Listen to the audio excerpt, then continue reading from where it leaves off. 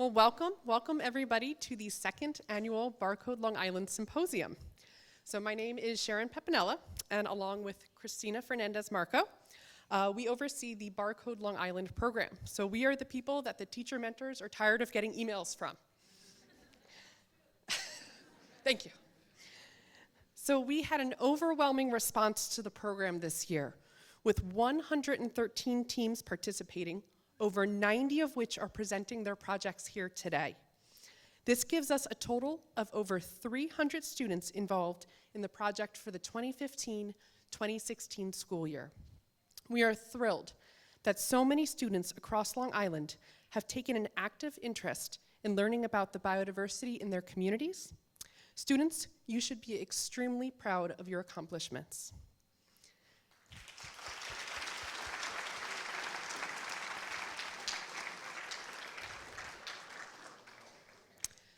There are 35 teachers from 30 different high schools across Long Island that mentored these student projects. Parents, I want to assure you that your children are in excellent hands. We have worked closely with these teachers throughout the year, and their passion for science and science research is matched by their dedication to seeing these students succeed. So mentors, thank you for all of your hard work as well.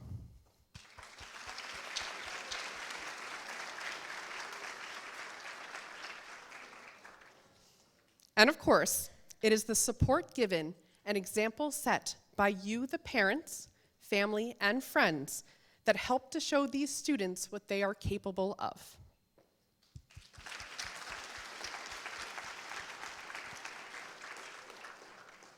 So before we introduce our keynote speaker, I'd like to take a minute to thank some important people without whom this program would not be possible. A big thank you to the DNA Learning Center staff, everybody at the DNA Learning Center, but especially Ms. Katie McCauley, Mr. Paul Donat, and Mr. Imtiaz Udin for all of their help in helping to run the Barcode Long Island program. Thank you to our teacher fellows, Mr. Daniel Williams, Ms. Lisa Daniels, and Ms. Megan Wallner for their assistance in student and mentor instruction, and who helped Barcode Long Island to continuously evolve.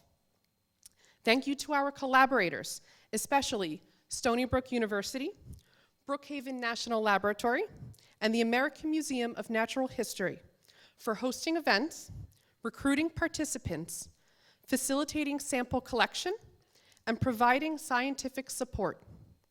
A special thank you to Dr. Aleda Perez from Brookhaven National Laboratory and Dr. Daniel Maloney from Stony Brook University for spending many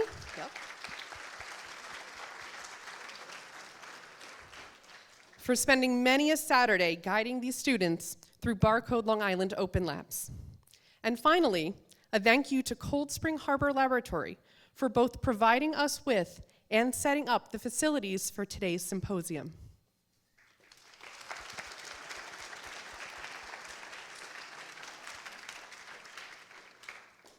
Our keynote address today comes from Dr. Mark Stoeckle, a graduate of Harvard University and Harvard Medical School. Dr. Stoeckle completed his medical training in internal medicine and infectious diseases at the New York Presbyterian Hospital Weill Medical College in New York City. Currently, he is the Senior Research Associate in the Program for Human Environment at the Rockefeller University. Shortly after joining the program in January 2003, Dr. Stoeckle helped organize the early meetings that laid the foundation for the DNA barcoding initiative, including the Taxonomy, DNA, and the Barcode of Life conference held right here at Cold Spring Harbor Laboratories Banbury Center. Dr. Stoeckle's work with high school students has attracted wide media attention, including the New York Times, the Washington Post, and the Wall Street Journal. In addition to his many achievements and publications, Dr. Stoeckle is an accomplished graphic artist and an award-winning nature photographer. So please welcome Dr. Mark Stoeckle.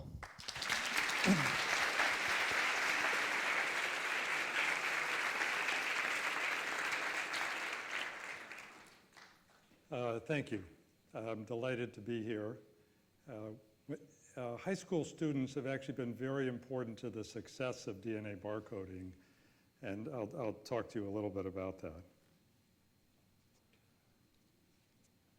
I'm going to tell you the story of my life, how I got to be involved in DNA barcoding, and how I got to be here on this stage.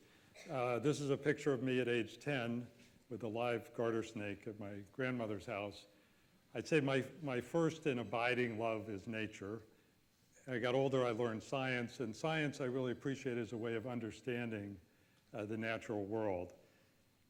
I like doing new things, and at the beginning, barcoding was very new, and actually a lot of people didn't like the idea, so that was a perfect for me.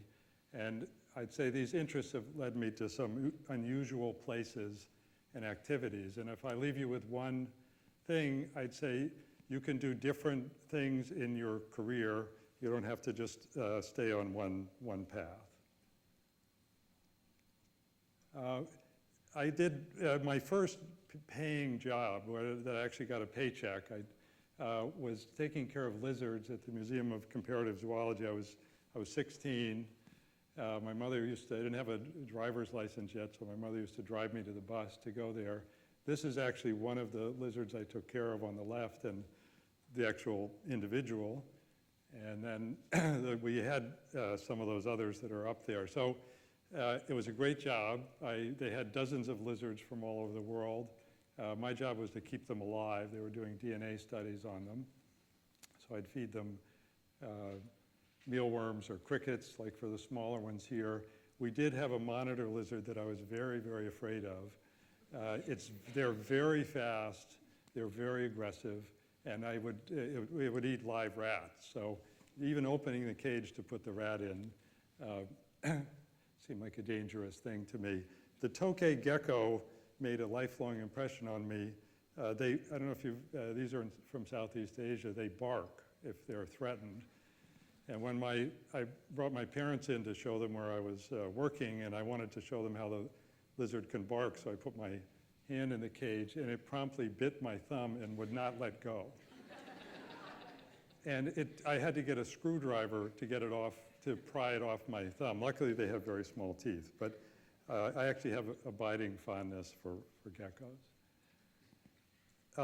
In college, I didn't want to just go to classes.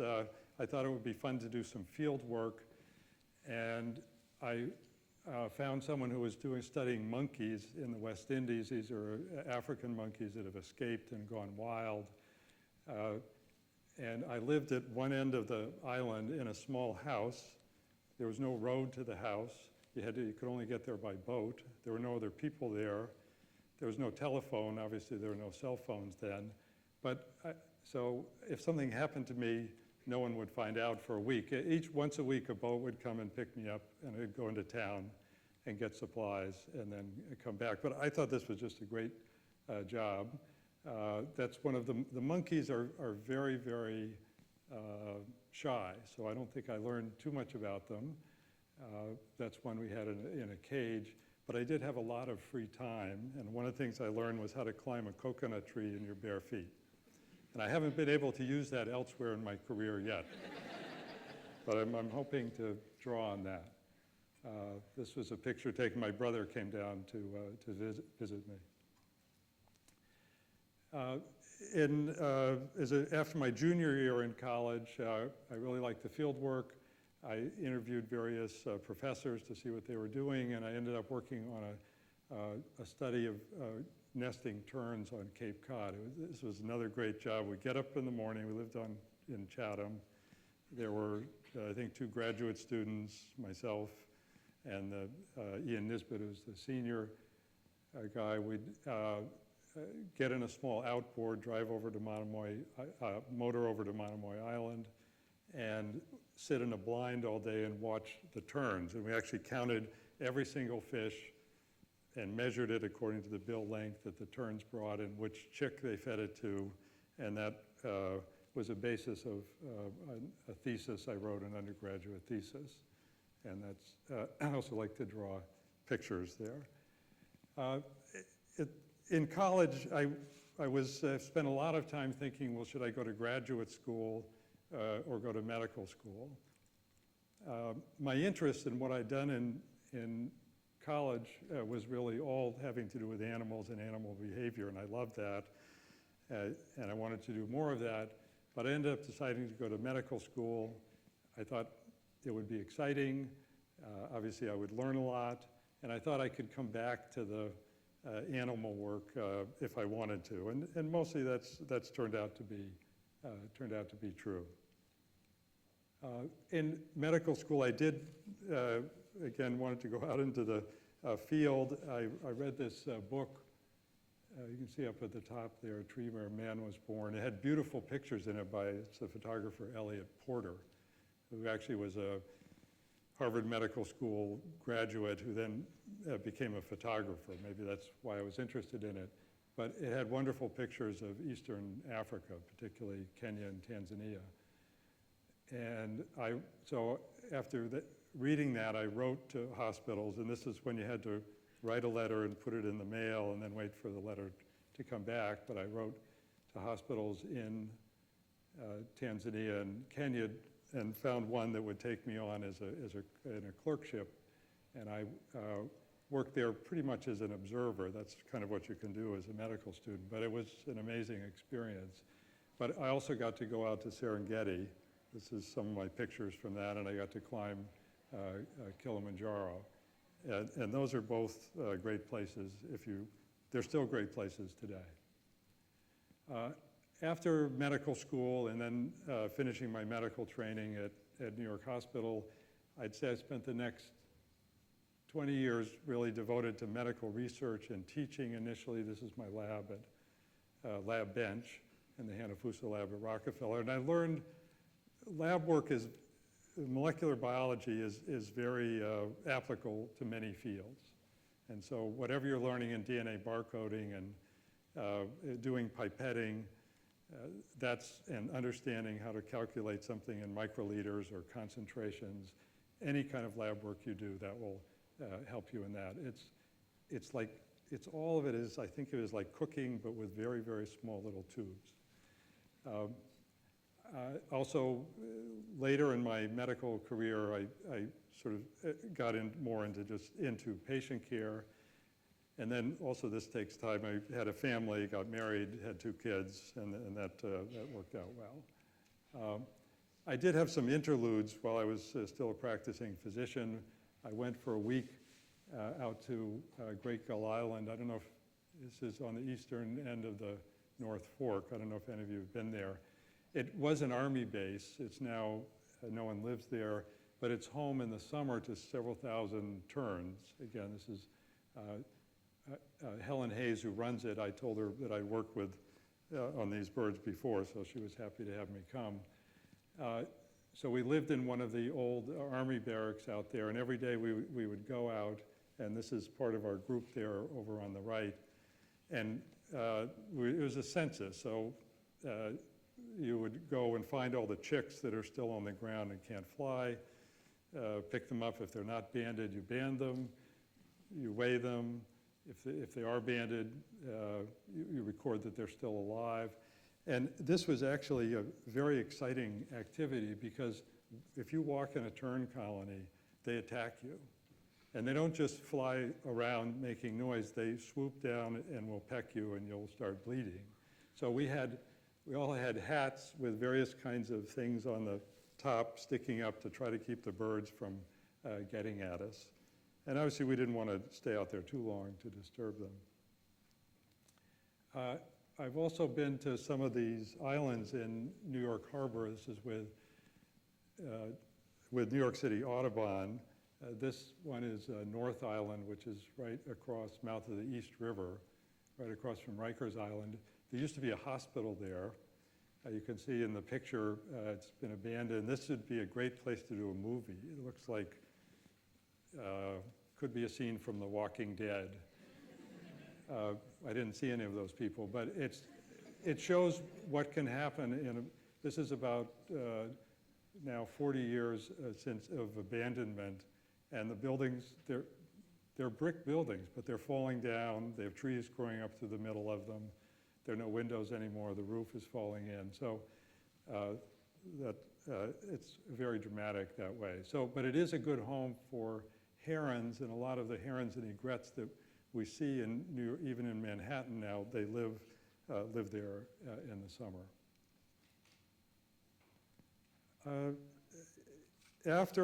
Starting in about 2003, well, actually in 2003, I started with DNA barcoding, and this was the very beginning of DNA barcoding. And if you ever have a chance to be at the beginning of something, I encourage you to do that. You see it from a different, it's good to be in something, a train that's moving and going fast and carries you along, that's good too. But being at the beginning, you can do things that you can't do later on. And Paul Hébert, who's in the picture there, is a Canadian scientist who wrote a paper in 2003 saying, wouldn't it be a good idea if we had a standard way of identifying species by DNA? And that was a good idea, but to make that happen, you have to remember there was no library then. A lot of scientists thought this was a waste of time or it wouldn't work, meaning lots of species would share barcodes. That to make it happen, you have to get people together and you have to get them to agree to work on, in some way work together to build up the library. And that's what these two meetings that were held at Banbury Center here in March and then in September of 2003. And so I had the chance to go to those meetings and help shape the early parts of the organization that made this a reality. And I want to thank, I couldn't have done any of this without my colleague Jesse Ausubel at Rockefeller. And it was Jesse's idea to hold these conferences in the first place.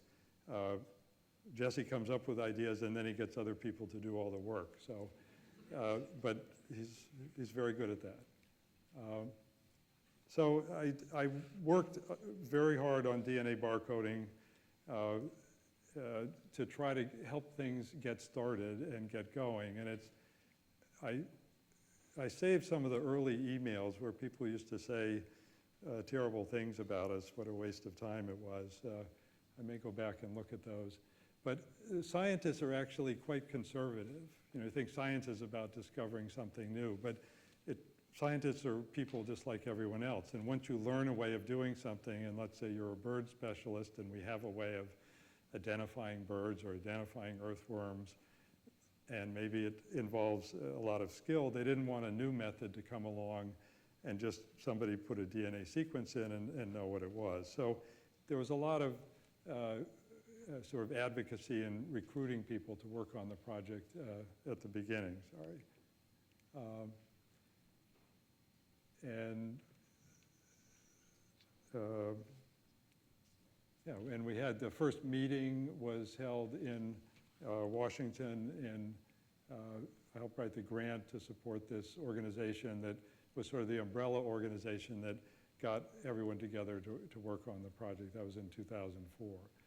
And then we had those are my turn drawings. I organized the Barcoding Birds initiative that was first meeting held at Museum of Comparative Zoology in 2006.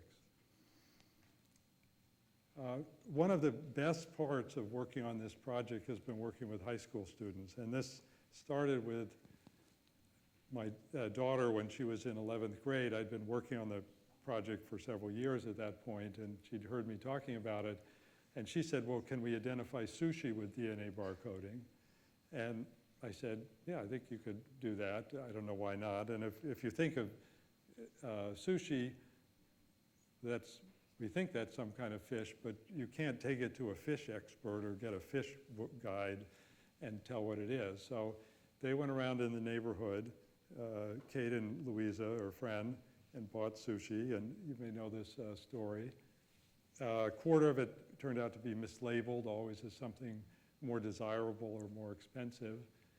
Mislabeling was in most of the places they went, 6 of 10 groceries or fish stores, 2 of 3 restaurants. For instance, something sold as white tuna was actually tilapia, much cheaper, less desirable fish. And this story then got labeled as Sushi Gate. It got a lot of publicity. They were on the front page of the New York Times. Kate and I were on morning television. They were both on NPR, and the story went around the world.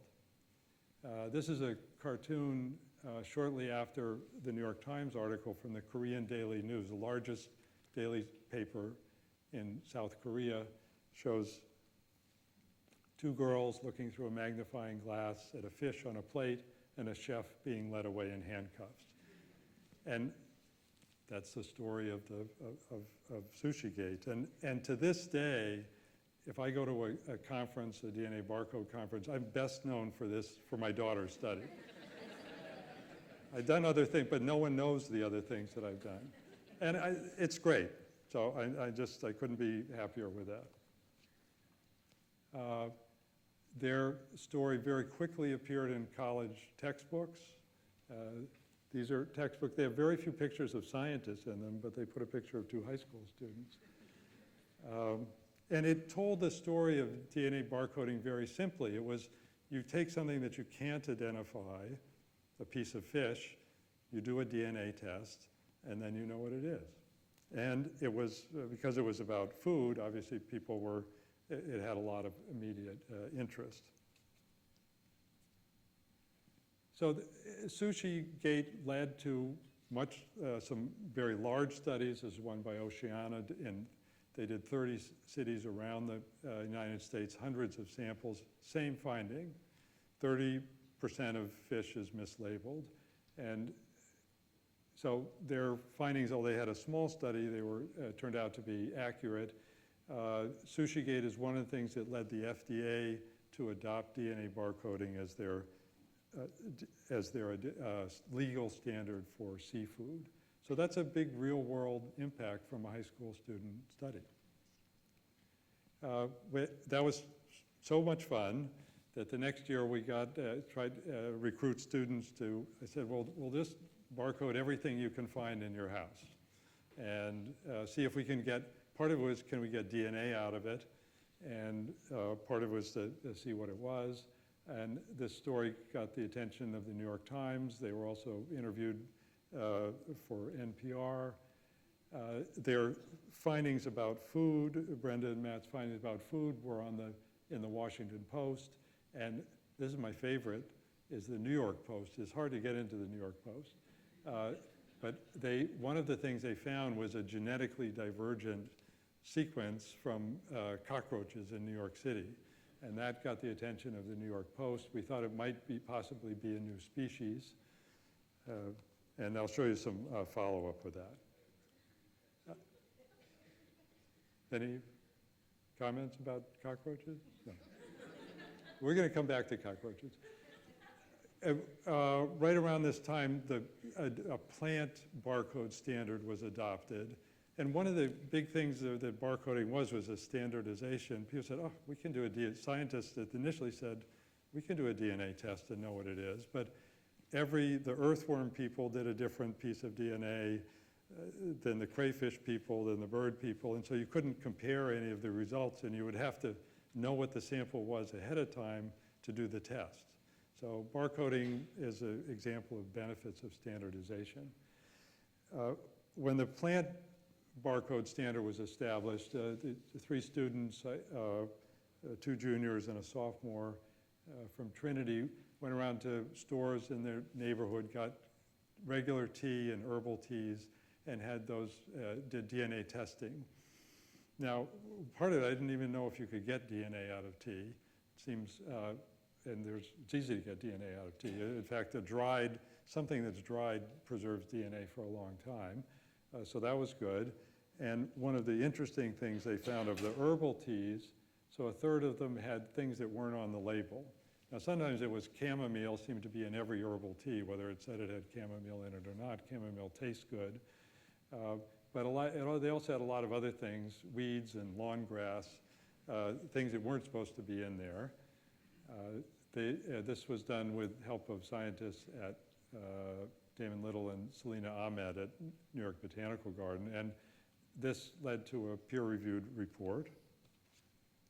And that study led to another study focusing on herbal products done in Canada. And that led to last year the New York State Attorney General bringing legal action against suppliers of herbal supplements, because a lot of what they're selling, and they use DNA barcoding to test the supplements, a lot of what's sold as having special properties is really often in those capsules it's just rice. And bringing the legal action is important, but more important, this has gotten the manufacturers to incorporate DNA testing into their quality control. So it's really going to make a difference in the products that people buy. So another example where the high school studies led to a real impact. So the roaches, I really was fascinated by the roaches, and I wanted to come back to the roaches. And first of all, they're so horrible, and I don't like them. And these are the big ones. I don't know if you may not have them here. They're sort of city urban specialists. And in the winter, they live underground because it's nice and warm in the sewers in New York. And then in the summer, they come up. But we wanted to know, maybe there were really more than one species. So we asked people to, we set up a website, and we asked people to send us cockroaches. And actually, this worked much better than I thought it would. For about a year, every day I'd come into work, and I'd either find someone would have left a cockroach on my desk with a nice little note. Most of what we got arrived in the mail. Here's a letter we got from 2 high school students in Spain. I don't know how they heard about the project. And they sent us some cockroaches, and we tested their cockroaches. So we did DNA barcoding of these cockroaches, and we did find 3, shown in color scheme here, 3 very different genetic types, and this is shown in this diagram here also, that you would think are different enough to be a different species, but from other tests they interbreed. So they really are one species. They probably came from different parts of the world. Now they're in New York, and now they interbreed.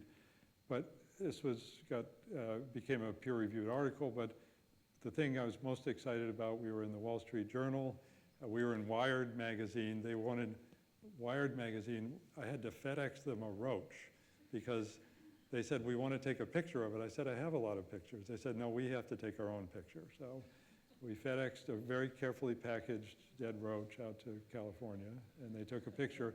And also, I was interviewed by Russian television. This is Channel 1 in Russia. And this is really true. The interviewer's name was Natasha, and the cameraman's name is Boris. So it just seemed like out of central casting. And this is on the web, you can listen to it. It starts out, and I'm talking in English, and then the rest of it's all in Russian. They do the translated it. So that's DNA barcoding. I'm going to talk to you a little bit about what we're doing now, and we're working with, this is analogous to DNA barcoding. We're using mitochondrial DNA, but we're looking for tiny little bits of DNA, specifically in the water. And we want to know what lives in the water, and we want to know more about fish. The problem with fish, and ultimately fish conservation, the problem with understanding fish is if you go to the ocean, you don't see any fish. You can't see in the water. It's deep, it's cloudy. So what scientists do is they put big nets in the water and drive around and catch fish. Well, that's not entirely accurate. It's very expensive. And you can only do it a few times a year, and it's potentially destructive to the environment. So what people have found is in the water, there are actually little bits of DNA floating around, and there's enough of them to identify species. So last summer, these are 2 high school students, one from Manhattan and one from Iman from Staten Island, and Alden from Manhattan, who worked. We said, well, we'll try it out. We'll go to Central Park, see if there's anything there. We know there actually are fish living in Central Park. That's examined every year. And we said, well, can we find what the DNA? And it worked incredibly well. We took this is for DNA from a cup of water. We got 7 different species, DNA of 7 different species. So we're amplifying the DNA of vertebrates, and then we're comparing that to GenBank and seeing if it matches up. And this shows you the number of reads, or it's like number of DNA molecules of each species. So we got 7 of the 9 species just out of this one water sample that lived there. And then we got other things. It's New York City, so of course we got human DNA, dog DNA, we got rats. That was good. Some birds, and also a raccoon.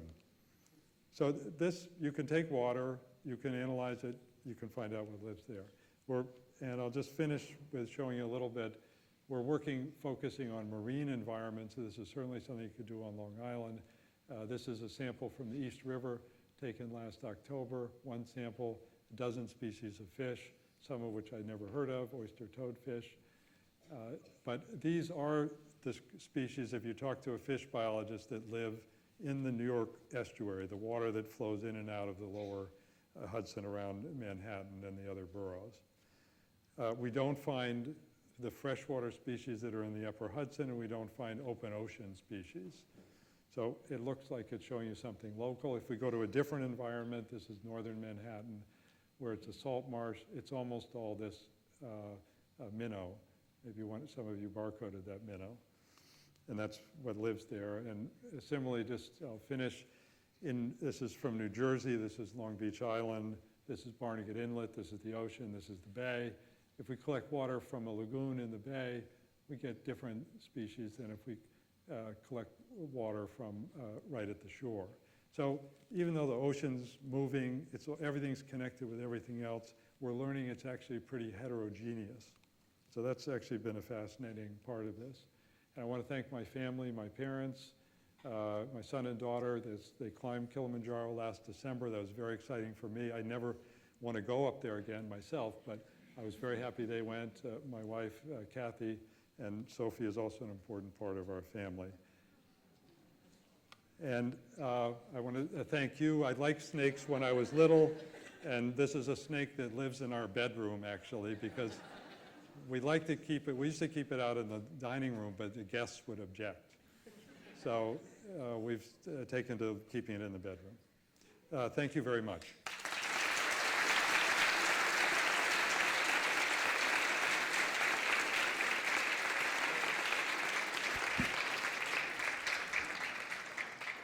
So we have time for just a few questions for Dr. Stoeckle. Does anybody have a question? Okay. Hold on a second, I have heels on.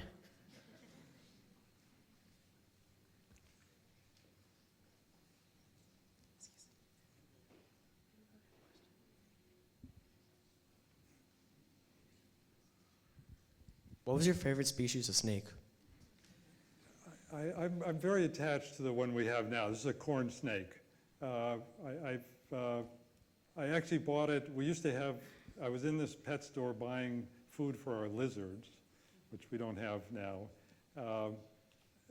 And I saw this very cute little, 10-inch snake, which was this snake when it was little. And I got it. So I'd say I've learned a lot from the snake. And if you have a snake and a dog as pets, a dog is almost the same as a person compared to a snake. That's one thing I've learned. And the snake, they don't do a lot. In the spring, it gets very restless. It wants to, I think, is looking for a mate. That's the only way I feel a little bit bad. It roams around the cage and won't eat for about 2 months.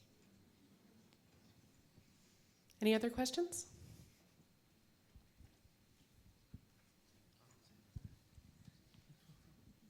When you say that you didn't want to go back to Kilimanjaro, why exactly would you say that? Because is there some experience that you felt there that you're like, okay, never again? No, I'm just, thank you. I'm just worried I wouldn't make it to the top. And so in my mind, I could make it to the top easily. But the past gets better and better as you go on. I discovered I had told my children that I got perfect scores on all my achievement tests in high school, and then I came across my high school transcript, and it was not at all true. But I thought it was true. So that's okay. A couple questions down the front.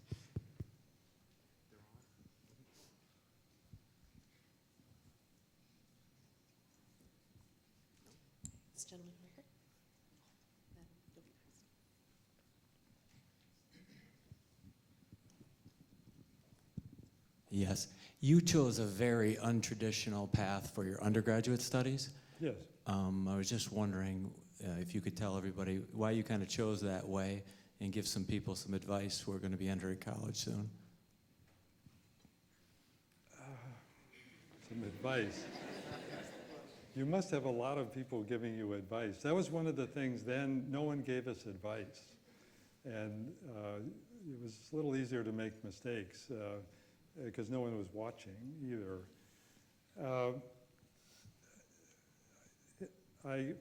The main thing I'd say about college is the recreational part of college, I'm just speaking from watching our kids go through, tends to overshadow the academic part of college. And both our kids are actually now in medical school, so they survived and did okay. But I would try to find courses that actually really, really interest you, whatever they are. It's easy to be distracted by the other stuff that goes on in college. So, and I would say to try to seek out professors that you can talk to and allow them to help you. One of the way I found these different jobs was by knocking on people's doors and saying, what is it that you're doing? Not just going to class. So try to find people that you can make a personal connection with. So we'll take one last question.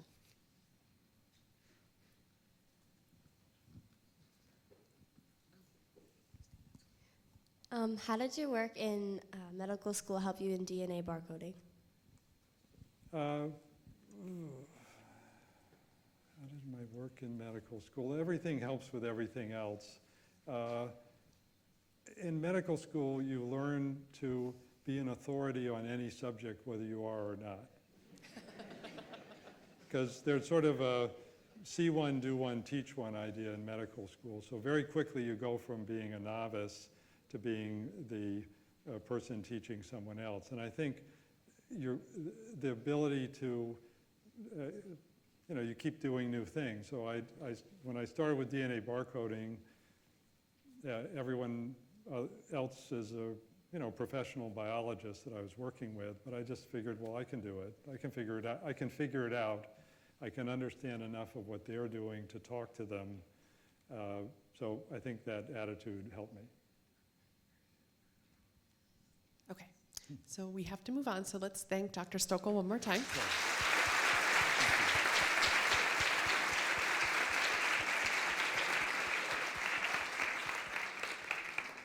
If you have additional questions, he will be coming around to the posters so you can track him down then. So in just a moment, we'd like to invite you to go across the street to both of our poster halls, which is Nichols Biondi and Bush Lecture Hall. We have signs and we will have staff directing you to these poster halls. If you could please let the students go first so they can get to their posters and set up if they need to. You can follow behind. Please, everybody, if you could come back to this room at about 5:15 p.m., we'll have our closing ceremony and our reception. Okay.